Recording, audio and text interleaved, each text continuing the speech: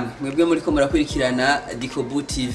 Karibu kuri Dikobu TV, ugire subscribe nimba utarayigira, ugire share nimba ari kukibona kino kiganiro, kandi wongere usige commentaire kuri ino nkuru tugiye kugushikiriza. Jewe nitwa Peniel Ndagijimana, niteka kuba turi kumwe namwe muri ino nkuru. Mbega Uburundi na Tanzania kari bihugu bigize akarere ka Afrika y'ubuseruko vyoba bimeze gute, na cyane cyane mu migenderanire yavyo? Ivyo turagarutse tubirabe neza mu idonido muri ino nkuru yo kwa 28 Ruheshi, aho hari umugwizatunga Adrien Ntigacika bataziraziranotse yuguruye uruganda rwo guhingura umwavu w'ikizungu hariya mu gihugu ca Tanzania. Ivyo birori bikaba vyitabiriwe n'abakuru b'ibihugu uko ari babiri, umukuru w'igihugu cy'u Burundi ndetse n'umukuru w'igihugu ca Tanzania. Turagaruka kuri byinshi byavugiwe aho hantu, kandi twongere tugaruke kuri uwo mugambi. Mbega woba watwaye amafaranga angana gute? Umugwizatunga Adrien Ntigacika yaruguruye ihinguriro ry'umwavu w'ikizungu hariya mu gihugu ca Tanzania, neza na neza ku mugwa mukuru wa politike w'ico gihugu ari wo Dodoma.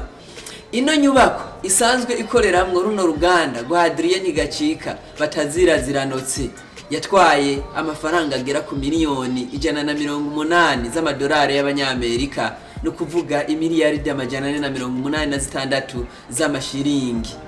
Ni hinguriro Itracom ubona ko ryuguruwe kwa 28 Ruheshi umwaka wa 2025, rikaba ryubatswe hariya Inara mu gisagara ca Dodoma ku mugwa mukuru wa politike w'igihugu ca Tanzania, nkuko nabibabwiye ngaho haruguru.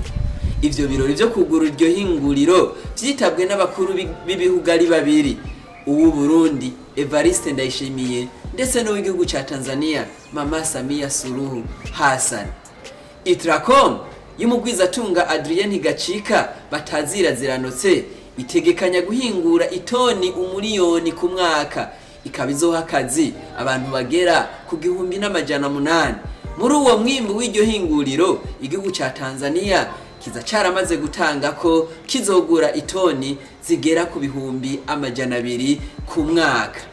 Mwijambo mukuru w'igihugu cy'u Burundi Evariste Ndayishimiye yashikirije, yarerekanye ko iryo hinguriro rihambaye, agira akashimira umugwizatunga Adrien Ntigacika bataziraziranotse ibikorwa vyiwe binakomeza imigenderanire y'ibihugu. Ati ni intambwe ihambaye mu gisata cy'uburimyi muri Afrika y'ubuseruko, kuko uburimyi busanzwe ari nkingi y'ubutunzi mu bihugu bigize umuryango wa Afrika y'ubuseruko. Uno munsi Abarundi baza muri Tanzania nk'abagwizatunga, ariko ntabwo baza nk'impunzi. Ku ruhande rwiwe umukuru w'igihugu ca Tanzania Samia Suluhu Hassan arashima iryo hinguriro, agira ati iki kirarengeye ihinguriro, ni impinduka mu gisata cy'uburimyi, ukongera ukaba umugozi ufatanya akarere biciye muri iri hinguriro. Nima amahirwe y'ubuzi kugwaruka rutari ruke.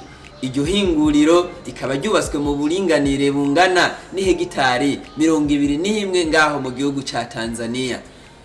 Ubukurikirana wowe uri kurakurikirana Dikobu TV, nigiki wize, ni nigiki wumvise kuri ino nkuru tugushikirije? Je nitwa Peniel Ndagijimana, mubandanye mugira subscribe, mubandanye mugira partage ndetse n'amakommentaire ku nkuru nkizi. Ariko icyo twokwishimira nuko imigenderanire y'u Burundi na Tanzania imeze neza cyane, kuko ku makuru tumaze kuronka ava mu bushikiranganje bubijejwe, nuko nibarabara ry'indarayi ryari ryaragarukiye ikigoma mu ntara ya Tanzania, rigiye kubakwa kugira ngo rizohuze bino bihugu byose uko ari bibiri. Diaspora inasinzira.